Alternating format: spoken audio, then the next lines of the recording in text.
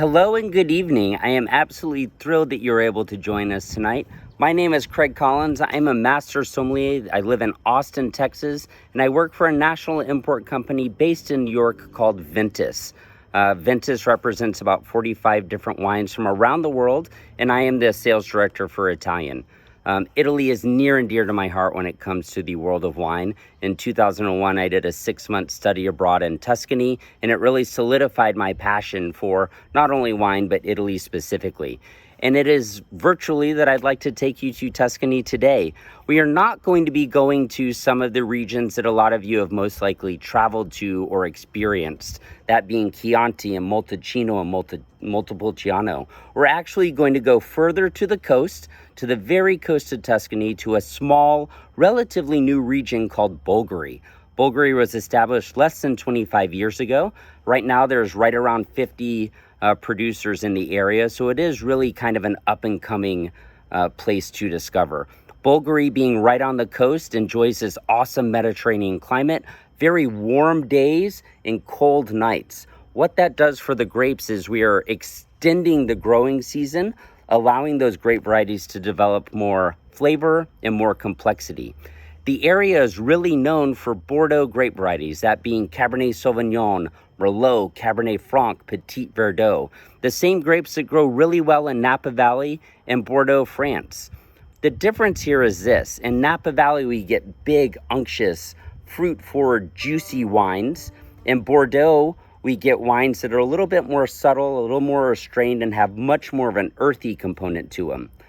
The wines from Bolgheri kind of fit in between that. They have the beautiful warm fruit that we love from Napa Valley, with just a kiss of that earth that we appreciate in Bordeaux. We're going to see Bolgheri as a region through the lens of one of the most iconic producers in the world, that being Ornellaia. Ornellaia was established in 1982. They were the second producer in the region, so their true godfathers here really helped stake the claim. Ornellaia is still family owned and operated today. They have 270 acres right on the coast, producing 6 different wines, and we're going to get to taste through 5 of them today. The first wine that we're going to get to experience is the 2017 Poggio alle Gazze del Ornellaia. This is their white blend. This white blend is based on the Sauvignon Blanc grape. There's also a little bit of Vermentino and some Viognier. As you smell this wine, this floral perfume is going to really jump out of the glass. It's almost like you're in a flower shop. That is the small amount of Viognier that's in that grape that's giving it that awesome lift. Chef has paired this with a baked clam. That baked clam is going to have a real beautiful salinity to it, as all shellfish does, kind of that sea salt minerality. And the Sauvignon Blanc in that wine is really going to highlight that. As we move into the second course, we're going to experience the 2018 La Volte. This is a red wine blend from the estate. It is based on the Merlot grape. It also has a little bit of Cabernet Sauvignon and Sangiovese. This wine is going to have an awesome plum note. That is from that Merlot. And that little dollop of Sangiovese is going to give it a kind of a dried herbaceousness. It's a little bit of a green characteristic. We're doing this with a pasta with a cingale. For those of you that don't know, cingale is wild boar, and it is an animal that is indigenous to the region of Tuscany.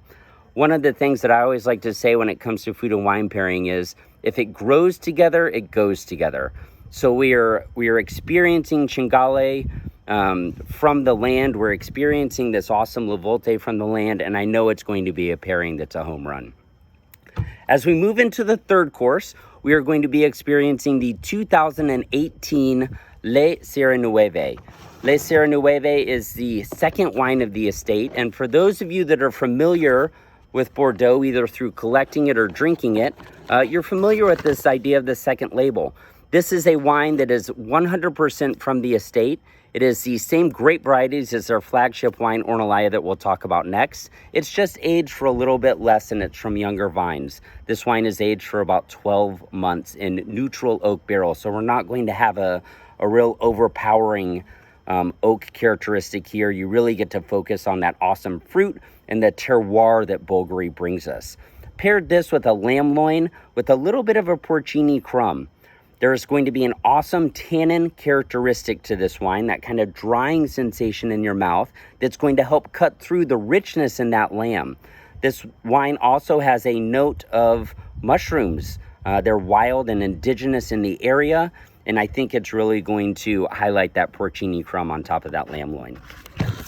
As we move into the next wine, this is the 2017 Ornellaia, the true flagship of the estate.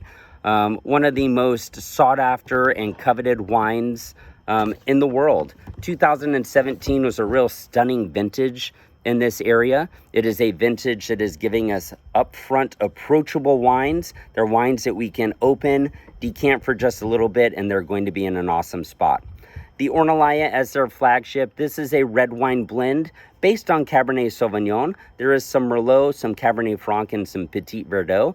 This wine was aged for 18 months in oak barrels. That aging process has given this wine a well-integrated oak characteristic, some baking spices, a little bit of a coffee note, maybe some smoky characteristics. Really complements the smooth profile of this Ornellaia. We have paired this tonight with a veal cheek that has been espresso rubbed. And for this pairing, I really think it's that espresso rub that's going to send it over the edge. That little bit of an espresso note that we'll pick up in the veal is going to really complement the same coffee characteristic that we see from the oak aging in this wine. And we're ending with a real treat. That is the 2013 Ornis del Ornellaia. This is a late harvest dessert wine. Rarely seen from the estate. This is from an indigenous grape variety that most of us have never heard of, called Petit Mansing. This wine's going to have a really beautiful peach and kind of orange marmalade characteristic. We paired it with a Meyer lemon tart. I say this is a real treat because this is the wine that I'm most jealous of this evening. I have actually only had this wine once in my life. This is typically a wine that is only available at the estate, but because you are who you are, we wanted to share it with you this evening. I hope you enjoy it. I look forward to meeting you all in the future once this is all in the rearview mirror. In the meantime, cheers. Have a fantastic evening. Salud.